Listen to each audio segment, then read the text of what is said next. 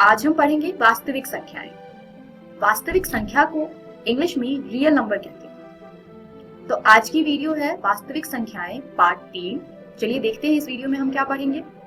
अपरिमेय संख्याओं का पुनर्भ्रमण। प्रमेय 1.3। मान लीजिए p एक अभाज्य संख्या है। यदि p a स्क्वायर को विभाजित करती है तो p a को भी विभाजित करेगी, जहां a एक धनात्मक पूर्णांक है। यानी कोई एक अभाज्य संख्या अगर किसी संख्या के स्क्वायर को विभाजित करती है तो वह उस संख्या को भी विभाजित करेगी। चलिए इसका अर्थ एक उदाहरण से समझते हैं। माना कि p बराबर है 3 के तथा a बराबर है 6 के, तो a का वर्ग होगा 6 गुने 6 यानी कि 36। अब हम देखते हैं a स्क्वायर यानी कि 36 3 से विभाजित है, तो 6 यानी कि a भी 3 से पूर्णतः विभाजित है। तो इस प्रमेय का हम प्रयोग करेंगे आगे आने वाले प्रश्नों में। चलिए देखते हैं कैसे। सिद्ध कीजिए कि √2 यानी वर्गमूल 2 एक अपरिमेय संख्या है। तो इसको अपरिमेय संख्या सिद्ध करने के लिए हम कॉन्ट्राडिक्शन यानी कि विरोधाभास का प्रयोग करेंगे। विरोधाभास का अर्थ होता है हमें सिद्ध करना है वर्गमूल 2 एक अपरिमेय संख्या है। हम मान लेंगे कि वर्गमूल 2 एक परिमेय संख्या है। फिर हम उस पर परिमेय संख्या की परिभाषा तथा अन्य परिभाषाओं का प्रयोग करेंगे और हम एक ऐसे कंक्लूजन पे पहुंचेंगे जहां कोई भी दो स्टेटमेंट्स आपस में कॉन्ट्राडिक्ट करेंगे यानी विरोधाभास। तो चलिए देखते हैं कैसे सिद्ध करेंगे इसको हम। सबसे पहले कल्पना करेंगे कि √2 यानी वर्गमूल 2 एक परिमेय संख्या है। इसलिए परिमेय संख्या की परिभाषा से हम लिख सकते हैं कि √2 यानी वर्गमूल 2 बराबर है a बटे b के।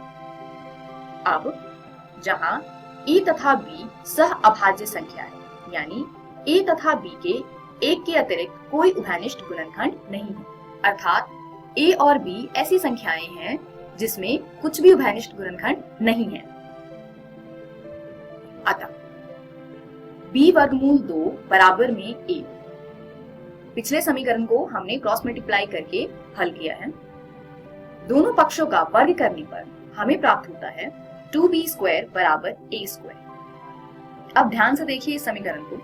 अगर हम a² बराबर में लिख सकते हैं 2 गुने में b², यानी a² के दो गुणनखंड है 2 तथा b²। इसका अर्थ है 2 a² को विभाजित करता है, अतः 2 a² को विभाजित करता है। इसीलिए प्रमेय 1.3 द्वारा 2 a को भी विभाजित करेगा। अतः हम a बराबर 2c लिख सकते हैं, जहां c कोई पूर्णांक है। अब a का मान जो कि 2c है प्रतिस्थापित करने पर हमें 2b² बराबर 4c² प्राप्त होगा। अब हम यहाँ पर 2 से 4 को कैंसिल कर सकते हैं, तो हमें प्राप्त होगा b² बराबर 2c²। अब आप फिर से देख सकते हैं यहाँ पर अगर b² बराबर में 2 गुने में c² है, यानी b² के दो गुणनखंड है 2 तथा c², यानी इसका अर्थ है 2 b² को विभाजित करता है। इसीलिए 2 b को भी विभाजित करेगा थ्योरम 1.3 से, जो हमने इस प्रश्न के पहले किया था।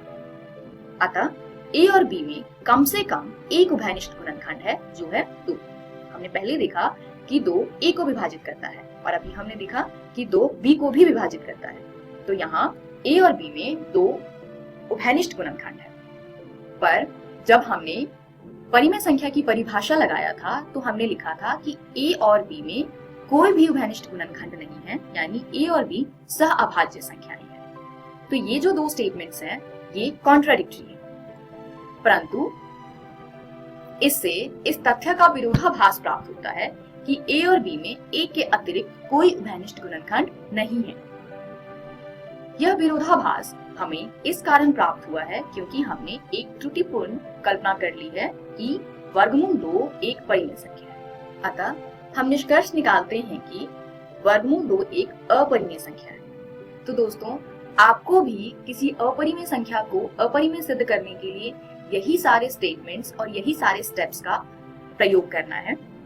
तो आप इन सभी स्टेप्स को अपनी नोटबुक में नोट कर लें तथा घर जाकर के अपनी एनसीईआरटी की किताब से इस प्रकार के प्रश्नों का हल करें ताकि आपको स्टेप्स लर्न हो जाए। इस वीडियो में हमने सीखा अपरिमेय संख्याओं का पुनर्भ्रमण, जिसमें हमने अपरिमेय संख्या कैसे सिद्ध करते हैं ये सीखा। अगली वीडियो में हम देखेंगे परिमेय संख्याओं और उनके दशमलव प्रसारों का पुनर्भ्रमण। धन्यवाद।